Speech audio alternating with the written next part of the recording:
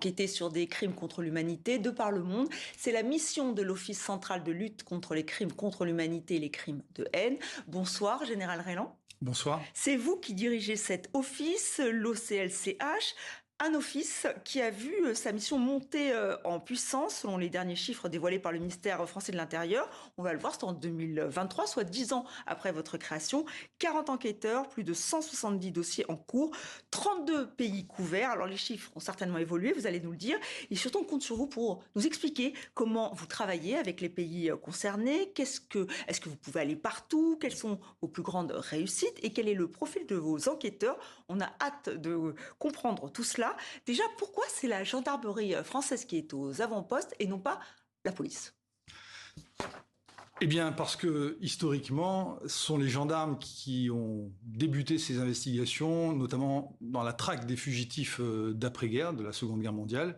Et c'est eux qui ont conduit, avec les juges d'instruction, des investigations qui ont concerné Klaus Barbie et Paul Touvier, notamment en France. C'est la section de recherche de Paris qui était à l'origine de ces investigations, et à partir de laquelle cet office central que je dirige a été constitué en 2013. Donc il y avait une tradition, mais également le fait que, en matière de crimes de guerre, il semblait pertinent que ce soit les gendarmes qui soient engagés sur ces aspects-là, d'abord parce qu'ils sont militaires et qu'ils ont été formés non seulement pour ne pas commettre ces crimes de guerre, donc pour les reconnaître, mais également pour être en capacité d'investiguer sur le terrain dans des environnements qui sont sans doute un peu plus dégradés. Et maintenant, vous avez des policiers avec vous, sauf erreur de ma part.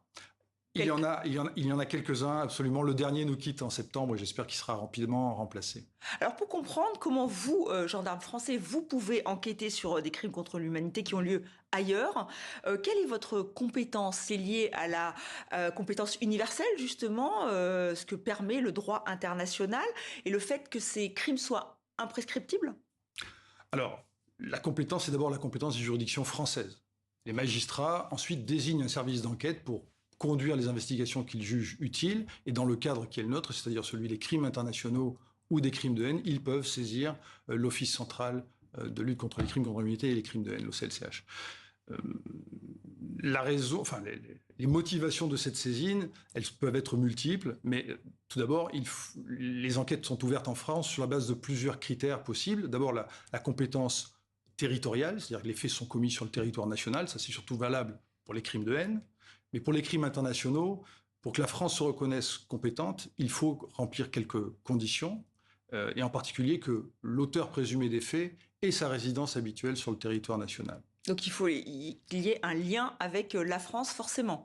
D'où aussi le fait que vous enquêtiez sur des victimes françaises en Syrie, en Ukraine et ailleurs? Absolument. Là, on est dans le cadre, j'allais dire, plus classique, c'est-à-dire de la compétence classique des juridictions françaises qui sont compétentes pour connaître des faits commis sur le territoire national, mais aussi des faits qui concernent soit des victimes françaises, soit des auteurs français.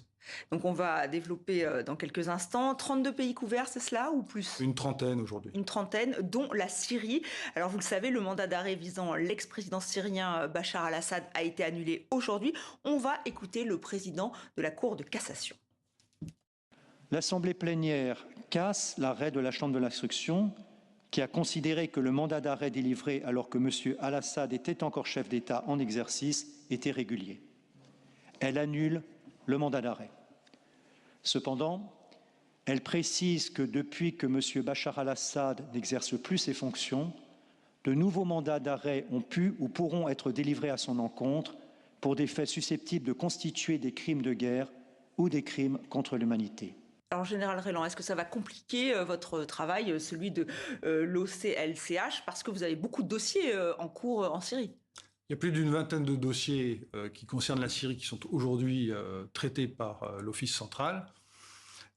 La décision de la Cour de cassation est logique, mais elle ne porte pas de difficultés particulières pour nous. C'est-à-dire que, comme le premier président de la Cour de cassation le rappelait, d'autres mandats que celui qui avait été initialement émis peuvent concerner aujourd'hui Bachar al-Assad, puisqu'il ne bénéficie plus de l'immunité personnelle, puisqu'il n'est plus aujourd'hui chef d'État en exercice. Alors pour en revenir justement au moment où vous pouvez travailler, vous pouvez enquêter, un franco-syrien, un chercheur a été tué à Soïda la semaine dernière. Il y a eu des affrontements très, très violents entre différentes communautés, notamment les Druzes. Il est druze. Typiquement, c'est une affaire sur laquelle vous pourriez être amené à travailler? Il faudrait pour cela qu'une plainte soit déposée en France et qu'ensuite le parquet national antiterroriste, qui est compétent pour juger et connaître des affaires de crimes contre l'humanité, ce parquet national nous saisisse d'une enquête concernant ces faits. Ce n'est pas encore le cas aujourd'hui. Alors parfois, vos enquêteurs peuvent se rendre sur place. À quel moment ils le peuvent? Là, par exemple, en Syrie, vous n'avez pas pu y aller pour l'heure. Non, pas encore. Plusieurs conditions sont nécessaires. D'abord, il faut que des relations diplomatiques, j'allais dire normales, soient existantes entre la France et le pays concerné, puisque on a affaire à des États souverains qui acceptent ou pas de répondre à la demande d'entraide pénale internationale que les magistrats français déposent entre leurs mains. Et c'est ensuite, une fois que cette demande d'entraide a été validée, acceptée par l'État en question, que les enquêteurs peuvent se déplacer dans ce pays. Mais ça peut prendre beaucoup de temps, Général Reyland. Donc comment vous faites parce que les preuves, elles disparaissent. Il faut retrouver des témoins, j'imagine. Vous faites un travail d'enquêteur, somme toute, classique. Oui, absolument. On essaye de se rapprocher des investigations criminelles classiques que l'on conduit en France dans des affaires de droit commun, en y ajoutant beaucoup de complexité, souvent liée d'ailleurs, vous l'avez souligné, au temps qui s'est écoulé, mais aussi aux espaces qui ont été modifiés, aux témoins qui ont disparu ou qui sont moins disponibles ou qui sont parfois sous pression des autorités locales. Et est-ce que les pays sont, comment dire, ils acceptent de travailler avec vous? Ils sont coopératifs? Comment ça fonctionne, ces partenariats?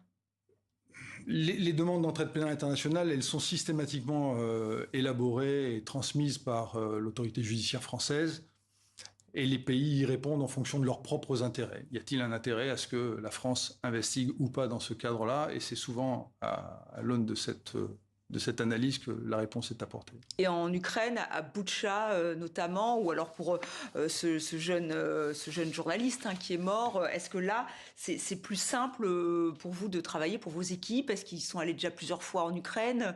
Comment vous procédez? Alors, l'Ukraine est un modèle de coopération avec la France, mais avec aussi beaucoup d'autres pays, puisqu'ils ont systématiquement répondu dans des délais très brefs aux sollicitations des magistrats français. Parce qu'ils veulent prouver aussi qu'ils sont victimes, évidemment, de crimes de guerre. Ils ont ouvert eux-mêmes beaucoup d'enquêtes concernant des crimes de guerre présumés commis sur leur territoire. Nous nous sommes déplacés à plusieurs reprises en Ukraine sous la protection des forces ukrainiennes elles-mêmes, et nous avons pu faire ce que nous souhaitions, et en particulier procéder à des auditions de témoins avec l'appui des autorités locales.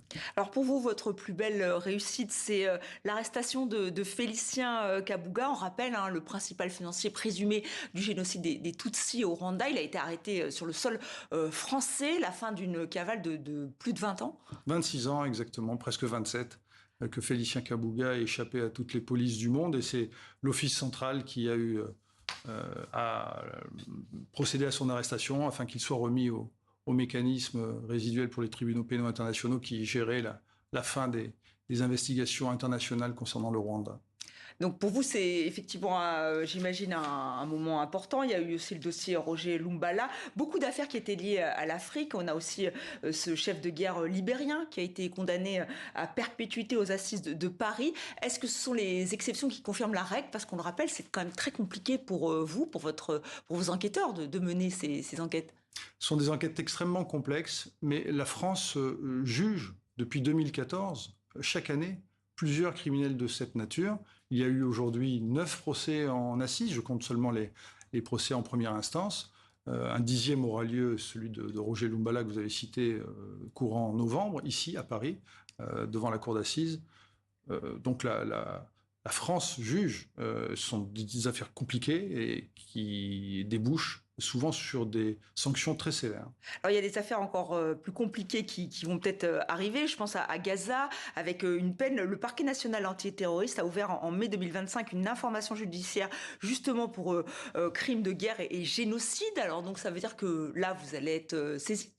Absolument. Si le parquet national antiterroriste le dit, c'est vrai. C'est vrai. Alors là, c'est donc, mais comment travailler là-bas? Même les journalistes n'ont pas le droit de pénétrer dans l'enclave palestinienne. Alors, nous avons développé des dispositifs palliatifs pour justement nous affranchir de ces difficultés.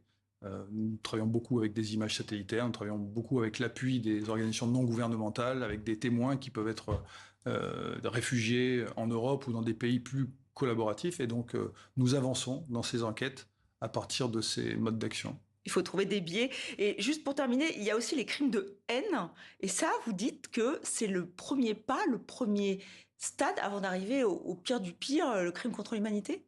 Bien sûr, on a pu mettre en évidence au fil du temps, mais pas simplement cet office central, mais les historiens, les sociologues ont mis en évidence que les crimes les plus graves étaient nécessairement précédés ou accompagnés de crimes de haine, de discours de haine. Dans de nombreux cas, je prends souvent l'exemple de la radio-télévision libre des Mille Collines qui diffusait des messages réguliers, dénigrant les Tutsis, Les déshumanisants. les déshumanisant pour rendre justement plus facile les actions violentes qui les ont ensuite concernés. Donc il faut prendre évidemment ce mal à la racine, et c'est l'objectif aussi de l'Office central dans sa dimension de lutte contre les crimes de haine.